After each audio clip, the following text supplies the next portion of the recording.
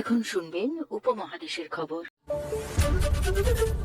আজকের শিরোনামে রয়েছে, প্যারিসে আয়োজিত ভিভাটেক 2026 সম্মেলনে যোগ দিয়ে প্রধানমন্ত্রী নরেন্দ্র মোদী বিভিন্ন ক্ষেত্রে ভারতের প্রযুক্তি চালিত রূপান্তরের বিষয়টি তুলে ধরেন। ভারত ও ফ্রান্সের মধ্যে অর্থনীতি ও শিল্প ক্ষেত্রে সহযোগিতা আরও মজবুত করতে প্রধানমন্ত্রী নরেন্দ্র মোদী প্যারিসে আজ একাধিক উচ্চ পর্যায়ের বৈঠক করেছেন।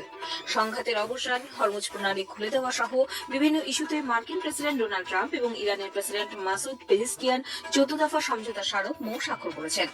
রাজ্যপাল আর.এন. রবির অভিভাষণের মধ্য দিয়ে আজ পশ্চিমবঙ্গ বিধানসভার বাজেট অধিবেশনের সূচনা। জনকল্যাণের লক্ষ্যে সচেতনতার বার্তা সর্বস্তরে পৌঁছে দিতে রেডিও ক্ষেত্রে নতুন উদ্ভাবনের উপর গুরুত্ব আরোপ করেছেন তথ্য সম্প্রচার প্রতিমন্ত্রী ডক্টর এল মুরুগান। বাংলাদেশে হামের প্রাদুর্ভাব, সংক্রমিত হয়ে মৃতের সংখ্যা বেড়ে 666 হয়েছে। আসছি বিস্তারিত খবরে।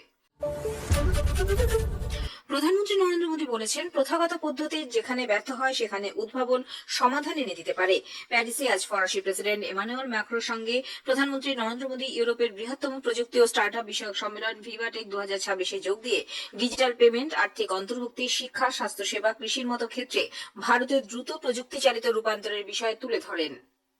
In the last decade, India has been going through a rapid transformation that is powered by technology. From creating the world's largest digital identity system to the world's largest digital payment platforms.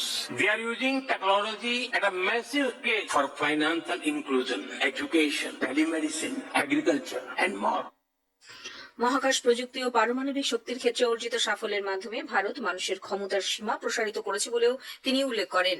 Green এনার্জির প্রতি দেশের দৃষ্টিভঙ্গির বিষয়টিও এদিন প্রধানমন্ত্রী সকলের সামনে তুলে ধরেছেন। তিনি বলেন, ভারত বিশ্বাস করে যে দ্রুত পরিবর্তনশীল যুগে প্রযুক্তির সুফল সবার কাছে পৌঁছানো উচিত। বিশ্বজুড়ে উদ্ভাবকদের ভারতের সঙ্গে কাজ করার এবং সবার জন্য সুফল বয়ে আনার আহ্বান জানিয়েছেন প্রধানমন্ত্রী। ভারত ইউরোপীয় ইউনিয়ন মুক্ত বাণিজ্য চুক্তি প্রসঙ্গ উল্লেখ করে প্রধানমন্ত্রী বলেছেন, এটি বাণিজ্য, বিনিয়োগ, প্রযুক্তি আদান প্রদান এবং পর্যটন ক্ষেত্রের প্রসার ঘটাবে। 2026 is a special year for India and Europe. At the beginning of the year, we concluded the historic India-EU Free Trade Agreement. This agreement will expand our trade and investment, and it will open up many pathways for the exchange of talent, technology, and tourism. প্রধানমন্ত্রী নরেন্দ্র মোদী আজ প্যারিসে ফ্রান্সের শীর্ষস্থানীয় শিল্পপতিদের সঙ্গে বৈঠক করেছেন।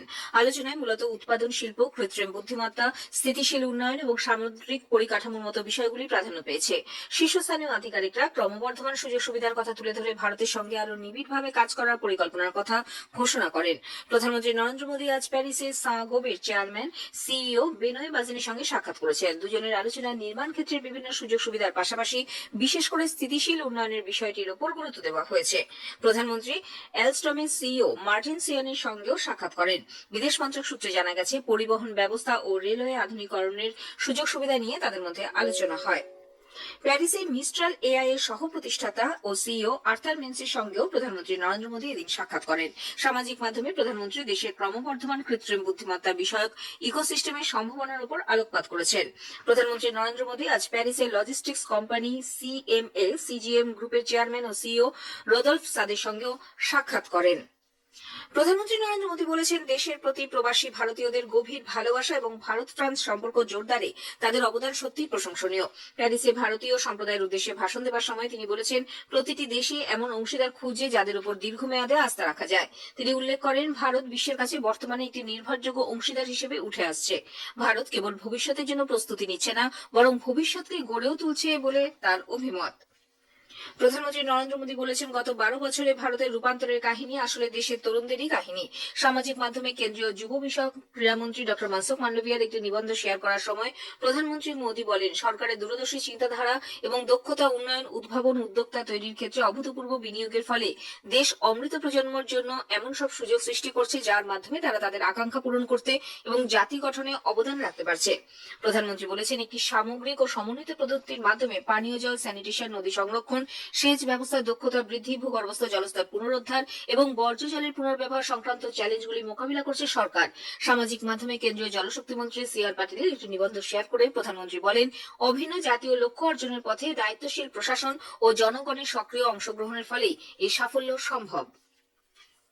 প্রধানমন্ত্রী নরেন্দ্র মোদীর ফ্রান্স সফরের মূলত তিনটি প্রধান স্তম্ভের উপর গুরুত্ব দেওয়া হয়েছে বলে বিদেশ মন্ত্রক জানিয়েছে।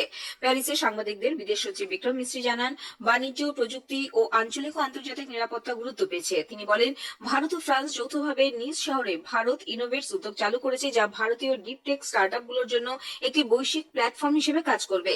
এই কর্মসূচিতে 120-টির বেশি ভারতীয় স্টার্টআপ অংশ নেয়। শ্রী মিস্ত্রি ব্রিটেন, কানাডা, ইউরোপীয় ইউনিয়ন এবং যুক্তরাষ্ট্রের সঙ্গে বাণিজ্য আলোচনার অগ্রগতির বিষয়টিও এদিন উল্লেখ করেন। প্রধানমন্ত্রী নরেন্দ্র মোদী রবিবার 28 জুন আকাশবাণীর মন কি বাত অনুষ্ঠানের মধ্য দিয়ে দেশ বিদেশের মানুষের সঙ্গে তার চিন্তাভাবনা ভাগ করে নেবেন। এটি হবে মাসিক এই বেতার অনুষ্ঠানের 125তম পর্ব। এবারেও সাধারণ মানুষের পরামর্শ, বক্তব্য, মতামত জানতে চেয়েছেন প্রধানমন্ত্রী নরেন্দ্র মোদী। রাষ্ট্রপতি দ্রৌপদী মুর্মু 5 দিনের সফরে আজ মধ্যপ্রদেশে পৌঁছেছেন।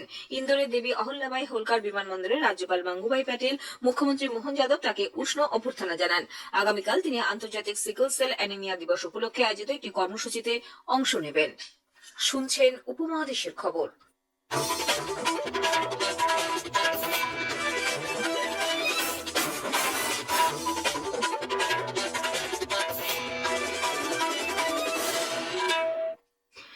দুদেশের মধ্যে সংঘাতের অবসান ঘটানো, হরমুজ প্রণালী পুনরায় খুলে দেওয়া এবং মার্কিন নিষেধাজ্ঞা ও ইরানের পারমাণবিক কর্মসূচি বিষয়ক চূড়ান্ত চুক্তির জন্য মার্কিন প্রেসিডেন্ট ডোনাল্ড ট্রাম্প ও ইরানের প্রেসিডেন্ট মাসুদ পেজেশকিয়ান ভার্চুয়ালি 14 দফা সমঝোতা স্মারকপত্র স্বাক্ষর করেছেন। প্যারিসে গতকাল ফরাসি প্রেসিডেন্ট এমানুয়েল ম্যাক্রোর সঙ্গে সাক্ষাতের পাশাপাশি ট্রাম্প এই সমঝোতা স্মারকে স্বাক্ষর করেন বলে হোয়াইট হাউস জানিয়েছে।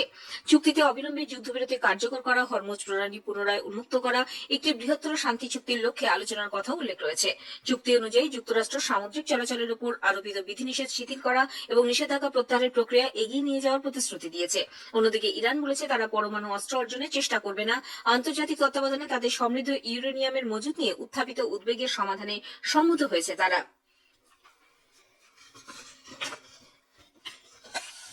ইরান ও মার্কিন যুক্তরাষ্ট্রের মধ্যে সদ্য স্বাক্ষরিত সমঝোতা স্মারকটি ঐতিহাসিক দলিল এবং তেহরানের তরফে এক শক্তিশালী বার্তা হিসেবে অভিহিত করেছেন ইরানের প্রেসিডেন্ট মাসুদ পেজেশকিয়ান। সামাজিক মাধ্যমে পেজেশকিয়ান বলেন, পারস্পরিক শ্রদ্ধাবোধের মাধ্যমেই কেবল শান্তি অর্জন সম্ভব। পাশাপাশি তিনি ইরানের স্বাধীনতা ও মর্যাদাকে অক্ষুণ্ণ রেখে আঞ্চলিক সহযোগিতা বজায় রেখে বিশ্ব শান্তি প্রতিষ্ঠায় সে দেশের অঙ্গীকারকে পুনর্ব্যক্ত করেন। 15 বছরের কম বয়সীদের সোশ্যাল মিডিয়া ব্যবহারের অনুমতি দেওয়া হবে না বলে সংযুক্ত আরব আমিরাত জানিয়েছে। অনলাইন প্ল্যাটফর্ম ব্যবহার নিয়ন্ত্রণ এবং ডিজিটাল সুরক্ষা জোরদার করার লক্ষ্যে এই পদক্ষেপ নেওয়া হয়েছে। শেখ মোহাম্মদ বিন রশিদ আল মাকতুমের পৌরোহিত্যে অনুষ্ঠিত সে দেশের মন্ত্রিসভার বৈঠকে এই সিদ্ধান্ত গৃহীত হয়। 15 বছরের কম বয়সীরা সমাজ মাধ্যমে কোনো পোস্ট বা মন্তব্য করতে পারবে না, কোনো কন্টেন্ট শেয়ার বা পাবলিক গ্রুপে যোগ দিতেও পারবে না। 15 থেকে 16 বছর বয়সী ব্যবহারকারীদের সীমিত ব্যবহারের অনুমতি দেওয়া হবে, তবে তা নিয়ন্ত্রণ করা হবে। এইসব নিয়মাবলী পুরোপুরি বাস্তবায়নের জন্য প্ল্যাটফর্মগুলোকেও 1 বছর সময় দেওয়া হয়েছে। রাজ্যপাল আর.এন. রবির অভিভাষণের মধ্য দিয়ে আজ পশ্চিমবঙ্গ বিধানসভার বাজেট অধিবেশনের সূচনা হয়েছে। নতুন সরকার গঠনের পর এটি রাজ্য বিধানসভার প্রথম অধিবেশন। রাজ্যপাল তার অভিভাষণে বলেন, রাজ্যের আইনের শাসন প্রতিষ্ঠাকে নতুন সরকার সর্বোচ্চ অগ্রাধিকার দিচ্ছে। নাগরিকদের স্বাধীনতা অধিকার যাতে সুরক্ষিত থাকে, তারা যাতে মর্যাদার সঙ্গে জীবনযাপন করতে পারেন, তার উপর বিশেষ জোর দেওয়া হচ্ছে। অতীতের ব্যর্থতা কাটিয়ে এই রাজ্যকে আবার দেশের অগ্রণী রাজ্যের মর্যাদায় ফিরিয়ে আনার ব্যাপারে তিনি আশাবাদী।